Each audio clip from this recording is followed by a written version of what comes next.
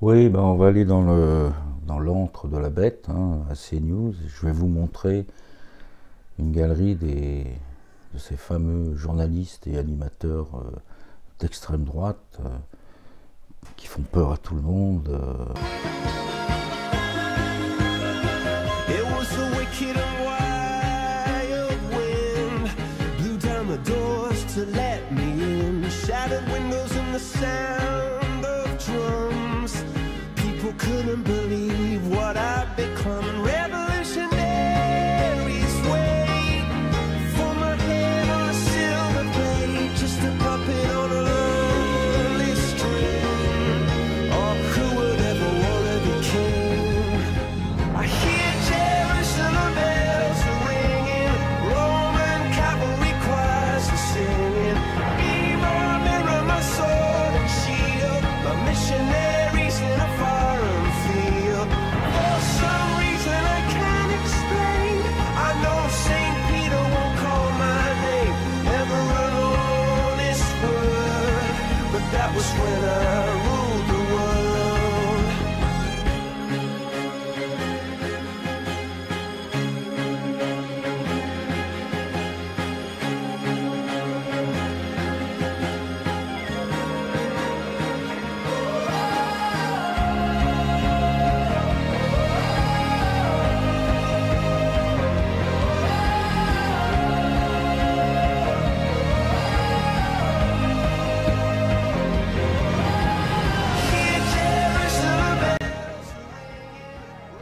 Voilà, donc voilà les fameux fachos de CNews, les journalistes absolument terrifiants, hein. Bah non, en fait, ils sont entre la gauche classique et la droite classique, hein. C'est pas des journalistes qu'on a sortis de Présent, de Minutes. Alors, il y a effectivement quelques types qu'on pourrait dire d'extrême droite qui sont des chroniqueurs comme Mathieu Bock-Côté ou enfin d'autres. Mais globalement, c'est pas ça qui compte, hein. Ce qui compte sur CNews, c'est la ligne éditoriale. Et la ligne éditoriale de CNews, elle est très claire. C'est une ligne républicaine, libérale et conservatrice, hein. Et ça s'arrête là. Ça reste une ligne républicaine, ce qui est totalement incompatible avec extrême droite. L'extrême droite, c'est des gens qui sont anti-parlementaires, des gens qui vont vous parler de QI toute la journée, des gens qui vont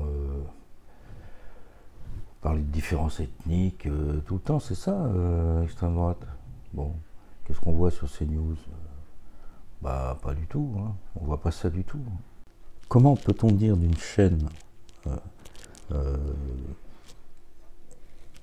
de télévision qu'elle est d'extrême droite alors que ces sujets qui sont spécifiques à l'extrême droite ne sont même pas mis en débat? Ils ne sont pas dans le débat. Il est interdit sur CNews de parler de rémigration, hein. Il est interdit de parler de différences ethniques. Il est interdit de poser la question du QI. Il y a des chroniqueurs d'extrême droite, mais ils ont interdiction d'en parler. Ils n'en parleront pas, hein. Dans une chaîne qui se proclame la chaîne de la liberté d'expression, on entend s'il y a des jingles là-dessus toute la journée, bah c'est simplement qu'ils mettent ce sujet en débat, et ça peut se faire. D'ailleurs, ça pourrait se faire sur toutes les chaînes de télévision. Et on n'est pas obligé d'avoir un point de vue arrêté là-dessus. C'est des questions, c'est des questions qui, j'ai envie de dire, pour prendre un mot connoté, des questions citoyennes. Les gens, ils se posent ces questions-là, des questions, je dirais, naturelles. Et c'est des questions qui demandent une liberté d'expression, celle dont CNews parle tout le temps, mais qui n'existe pas sur leur antenne. Ils ont un point de vue qui est très clair: délinquance, immigration, Israël. Puis ça s'arrête là. Ça s'arrête là. C'est une idéologie qui est totalement partielle, qui ne peut pas qui peut pas apporter de solution. Il ne peut pas apporter de solution. Que ces problèmes-là soient discutés, et là on aura une chaîne vraiment, alors on pourra dire qu'elle est d'extrême droite, mais moi je ne demande pas qu'ils se positionnent, mais simplement qu'ils en débattent. Ils en débattent. Voilà, c'est tout, hein. Moi, j'ai pas de position. Moi, je suis pour la rémigration, mais vous savez, tous ces problèmes-là sont simples. Il suffit d'en parler, mais ils ne veulent pas en parler. Voilà. Et c'est la raison pour laquelle, d'ailleurs, c'est une chaîne qui tourne en rond. Hein. CNews, c'est un peu le jour sans fin. C'est-à-dire que la ligne éditoriale, c'est quoi? Bon, on parle toute la journée de délinquance, d'immigration, et puis depuis un an, on parle aussi d'Israël. Ça, c'est la ligne éditoriale, on n'en bouge pas. Et on arrive à quoi? On arrive à un cul-de-sac. C'est-à-dire, la seule chose qu'on arrive à dire, c'est comment ça se fait que ça continue tout le temps comme ça? Il n'y a rien qui bouge. Il faut changer de logiciel, on marche sur la tête, toujours les mêmes propos. Il faut virer les OQTF et les délinquants étrangers, comme si c'était ça qui allait résoudre le problème. Il faut construire des prisons. Il faut que la justice soit plus sévère, tout le baratin. Bon, ça, on sait ce que ça donne. Hein. Et vous transposez ça en politique, c'est Bardella, Marine Le Pen au pouvoir. C'est même Zemmour au pouvoir, parce que Zemmour, le problème de Zemmour, c'est que c'est un faible. C'est un faible, Zemmour. C'est pas quelqu'un qui va changer les choses. Ça se sent, ça se voit. Hein. C'est quelqu'un de bien, Zemmour, quelqu'un d'intéressant, mais il pourra pas, il le fera pas. Voilà. Donc, ça me fait rigoler. Moi, pour les gens de gauche, ça m'étonne pas. Mais ce qui me gêne, ce sont les droitards qui vous disent « Chez nous, c'est formidable, enfin une chaîne qui nous ressemble ». Oui, si elle te ressemble, ça veut dire que tu n'as rien compris, C'est pour ça que moi, je prône, hein, dans le désert, hein, une alliance entre Zemmour et Mélenchon, parce que ce sont deux hommes politiques de qualité et qui peuvent très bien travailler ensemble. Hein. Le problème en France, c'est le système. Il faut que les gens se mettent ça dans la tête. C'est le système qui bouffe tout et qui empêche tout. Hein. Zemmour et Mélenchon, voilà deux personnalités politiques qu'on peut situer au moins légèrement en dehors du système. Donc ce sont les deux seuls qui peuvent travailler ensemble, les deux seuls.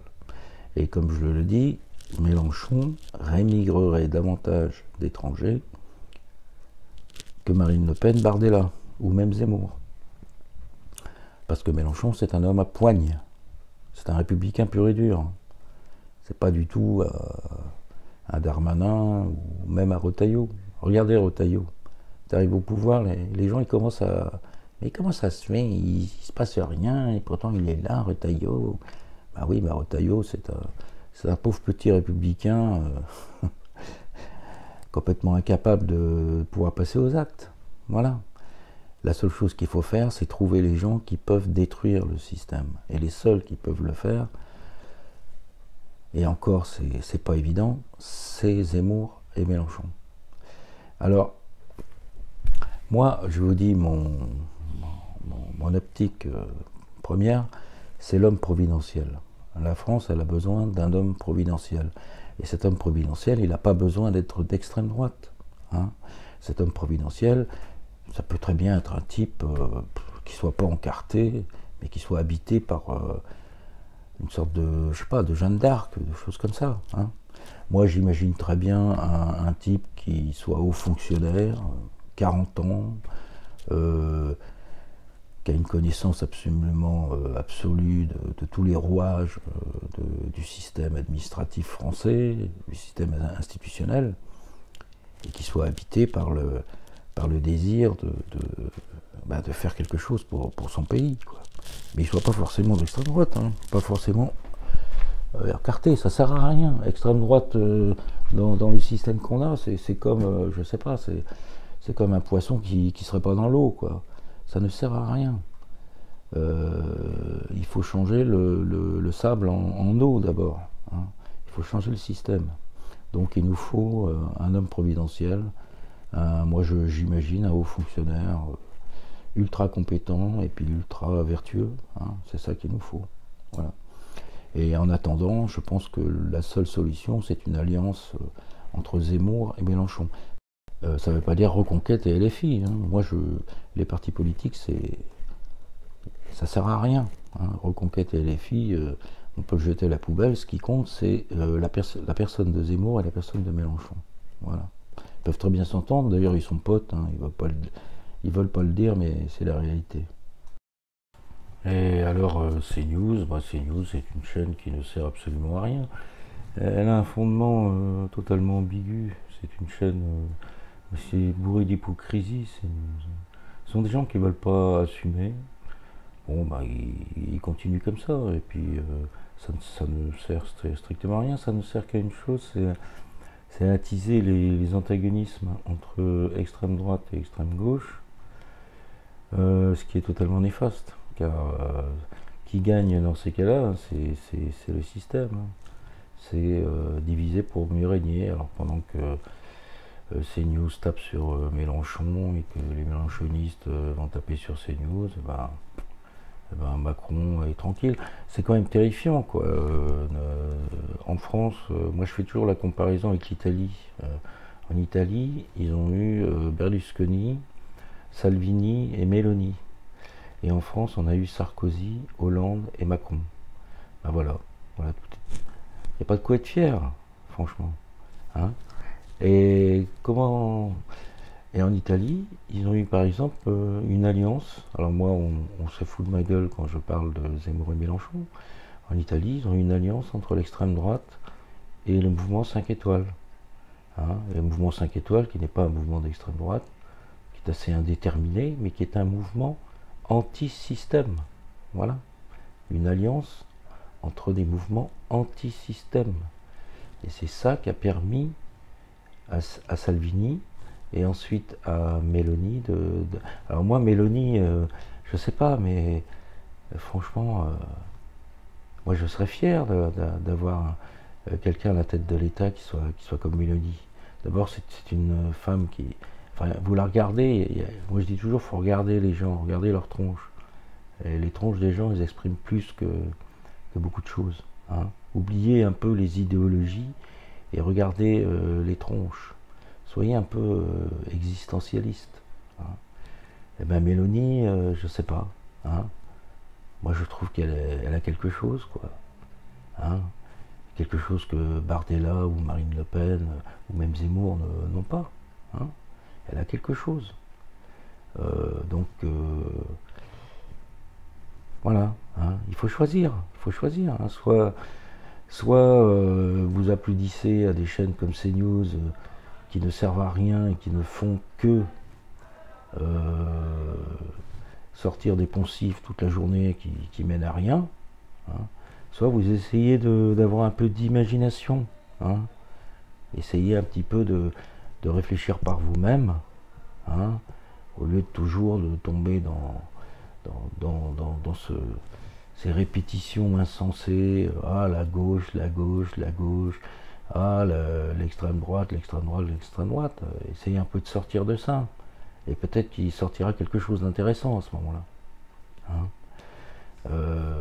Ça n'a jamais servi à rien de faire ça. Ça n'a jamais servi à rien. Et regardez, ce qu'on appelle soi-disant l'extrême droite et qui est devenu, avec le Rassemblement national, tout simplement un parti du système, eh ben, ça n'arrive pas au pouvoir.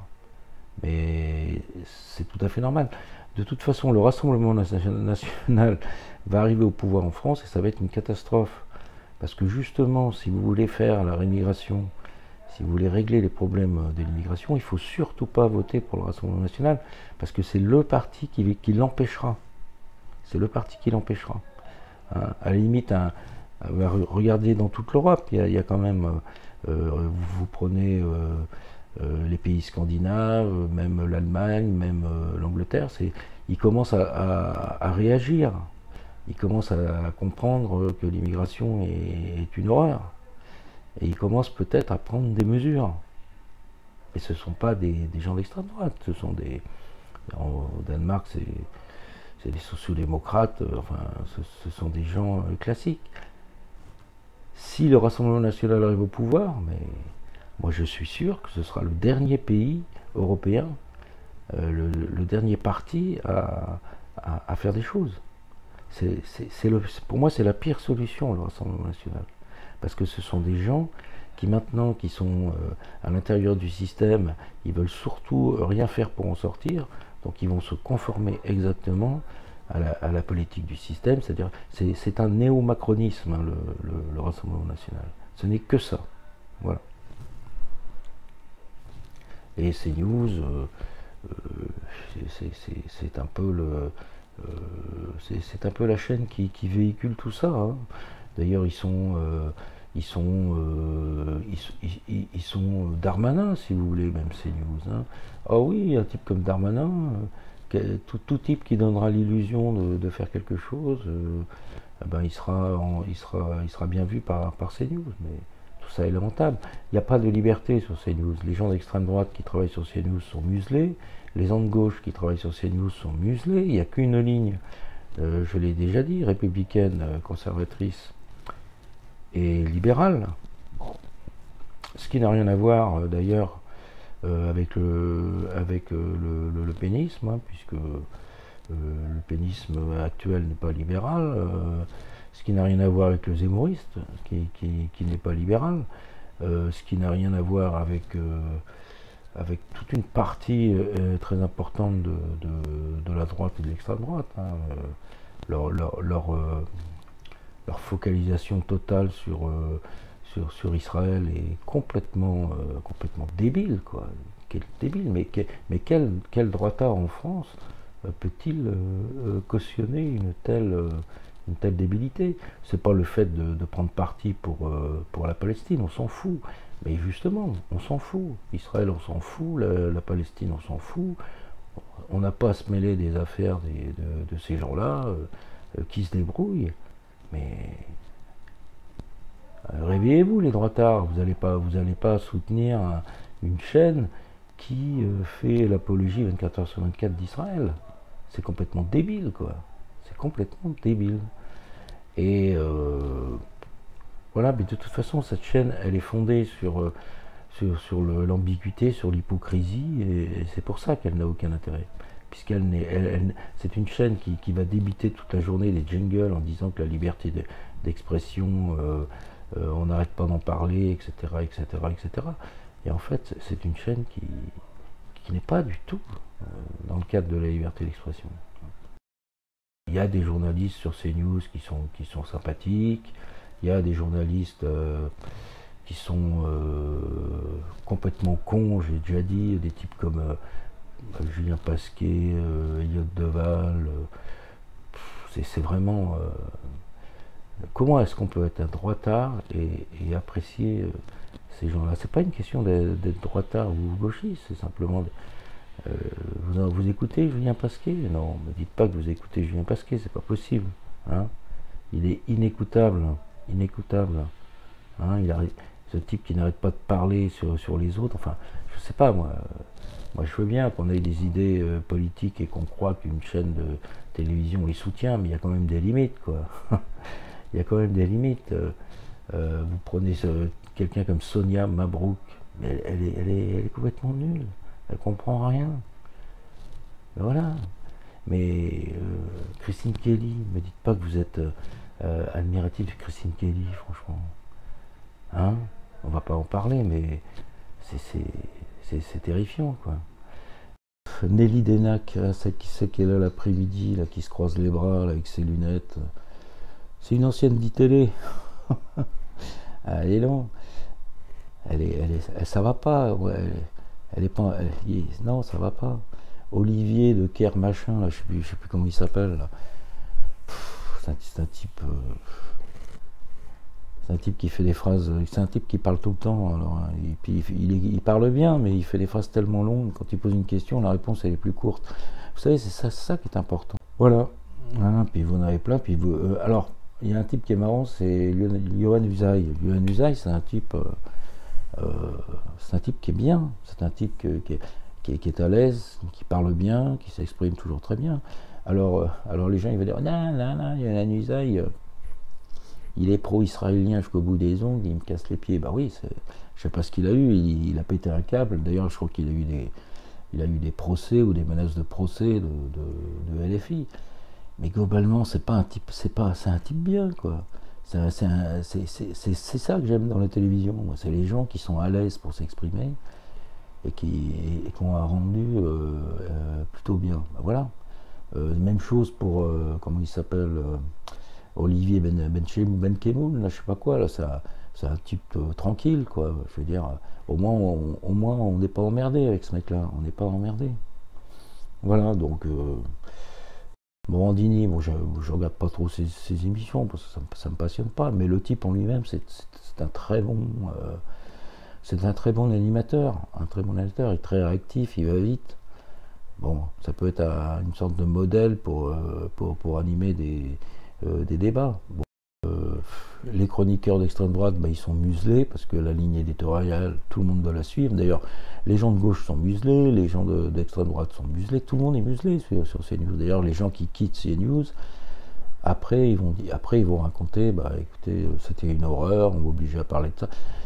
Ce qui fait l'horreur de CNews, c'est ce qui fait l'horreur de LCI. C'est-à-dire qu'on oblige ces journalistes et animateurs à parler de délinquance et d'immigration toute la journée. De la même façon qu'à LCI, on oblige les journalistes à parler de l'Ukraine toute la journée. Ben, ils le font parce qu'il faut bien gagner sa croûte. Hein. Ce sont des professionnels, ils font ça, bon. Mais ils le font, mais après, dès qu'ils partent, ils disent « Oh, j'en pouvais plus, c'était une horreur ce truc-là. » Voilà. C'est la ligne éditoriale qui compte. Et la ligne éditoriale, je le répète, elle est libérale, conservatrice et républicaine. Et ben avec ça, vous n'allez rien changer du tout. Vous pouvez mettre n'importe qui au pouvoir, ça ne changera rien au phénomène absolument immense qui existe en France, qui est le changement de peuple, comme dirait Renaud Camus, et qui est quelque chose d'inexorable, quelque chose que vous pouvez mettre tous les Retailleau, tous les Bardella et même tous les Zemmour que vous voulez, ce phénomène ne bougera pas. Voilà, ce phénomène ne bougera pas. Et la preuve que ce ne sont pas des gens d'extrême droite, c'est qu'il y en a plein qui partent à gauche. Regardez par exemple Noémie Schulz, qui vient de partir sur France Télévisions, mais c'est tout à fait normal. C'est une chroniqueuse judiciaire, une très bonne chroniqueuse judiciaire d'ailleurs, hein, mais qui a une sensibilité de gauche, ça se voit tout de suite, vous le sentez tout de suite. D'ailleurs, elle s'est pris le chou avec cet abruti de Pascal Praud qui est complètement débile, là, et puis elle se prenait le chou avec lui. Mais Naomi Schulz, c'est une chroniqueuse judiciaire de gauche qui fait très bien son boulot, et elle sera très bien à France Télévisions. Il n'y a rien de spécial à en dire. Hein, D'ailleurs, je signale aux gens qui passent leur temps à taper sur France Télévisions que c'est complètement nul. Hein. France Télévisions, vous avez des très très très bons professionnels, c'est normal. C'est la télévision française, c'est l'ex-ORTF. Il y a des gens de très grande qualité sur France Télévisions. Arrêtez de tout idéologiser et vous verrez que c'est comme ça qu'on peut s'en sortir. Mais si vous êtes dans cette espèce de tout ou rien, vous n'arriverez jamais à rien. Et oui. Sandra Buisson, police justice, ça se voit tout de suite qu'elle est de gauche, mais c'est pas gênant, moi ça me gêne pas, puisque je sais que de toute façon les autres ne changeront rien, sont les petits jouets à Bolloré. Bolloré il s'est payé une danseuse, hein, en faisant CNews, c'est tout, il s'est payé une danseuse. Comme il avait une certaine inimitié avec Macron, il s'est dit tiens, je vais faire un truc, on va emmerder Macron, quoi. Mais bon, s'il n'a pas... je peux vous dire une chose, c'est que si l'extrême droite arrivait vraiment au pouvoir en France, ben le premier qui serait affolé, ce serait Bolloré. Les gens qui disent par exemple que CNews a fait la campagne de Zemmour, hein, me font toujours rigoler, quoi. CNews a tué Zemmour, hein, j'en ai déjà parlé. Et Gauthier Lebret a été... vous voyez par exemple, si vous êtes dirigeant de CNews et vous dites je vais faire la campagne de Zemmour, ben, vous mettez qui pour suivre Zemmour dans sa campagne? Ben, vous mettez par exemple Barbara Klein, qui est une journaliste très, très intelligente, très cool, et qui aurait énormément apporté à la campagne de Zemmour.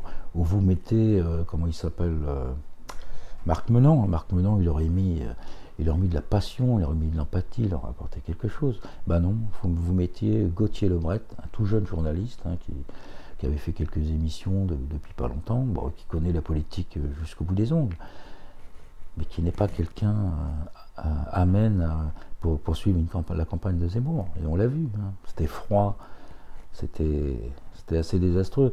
Bon, j'ai rien contre Gauthier Lebret, qui est un type plus intéressant maintenant qu'il a pris un peu de bouteille et qui fait des plateaux. Au moins, c'est plus intéressant que Deval ou que Pasquet, hein, parce qu'il a un peu de... Vous savez, c'est des choses qui ne s'apprennent pas dans les écoles du journalisme, c'est de la personnalité. Quand vous passez à la télévision, vous êtes devant des millions de personnes, il faut quelque chose en plus, hein, que le fait de savoir, d'avoir appris son métier jusqu'au bout des ongles et de savoir...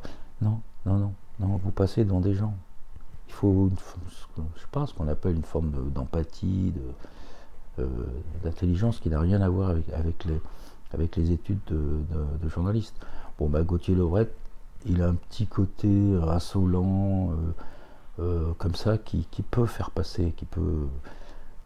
je ne regarde pas beaucoup, donc je ne peux pas avoir une opinion très tranchée, mais qui peut passer, là. Mais quand on lui a donné la couverture de Zemmour, ça a été une erreur. La question est de savoir, est-ce que c'est une erreur ou est-ce que c'est une erreur provoquée? Moi, je pense que c'est une erreur provoquée, parce que je pense que CNews a tout fait pour saborder la campagne de Zemmour, hein. Les interviews de Pascal Praud, j'en ai déjà parlé, les 2 interviews qu'il a faites de Zemmour, avec cette espèce de mépris. À la limite, si on était taquin, on dirait que ça touche à l'antisémitisme, hein, la façon dont Praud a interviewé Éric Zemmour, hein. On pourrait le dire, hein. Cette espèce de mépris, comment dire, mais qu'est-ce que vous foutez dans cette campagne, enfin, c'était absolument détestable, hein. Et ça a beaucoup joué, à mon avis. Je pense que si une chaîne de télévision avait vraiment fait la campagne de Zemmour, le résultat de l'élection aurait été très différent, je pense. Et d'ailleurs, Zemmour, qu'est-ce qu'il a fait? Il a fait 7%, je le dis toujours, 7%, mais c'est minable, c'est absolument minable. Mais Zemmour n'aurait rien fait, il serait resté dans son pieu, il aurait fait plus de 7%. Donc, il s'est fait bouffer, hein. Que ce soit par son staff, là, je ne sais plus comment il s'appelle, Ubézi, ou je ne sais plus quoi, là. Enfin, tous ces gens, c'est... Voilà, hein, moi je conseille à Zemmour, s'il repart en 2027, de supprimer Reconquête, de supprimer tout son staff, de rien faire, de ne pas faire de meeting, de faire simplement acte de candidature, hein, et il ne fera plus de 7%, je peux vous le dire. Voilà, c'est comme ça un homme providentiel, un homme, un peuple, besoin de rien, pas d'intermédiaire, pas besoin de faire du racolage, rien du tout.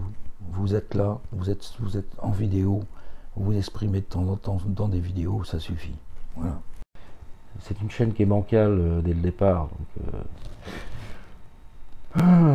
Donc finalement, on ne sait pas trop quoi dire, sinon que elle a malheureusement accentué les rapports de force entre l'extrême droite et l'extrême gauche.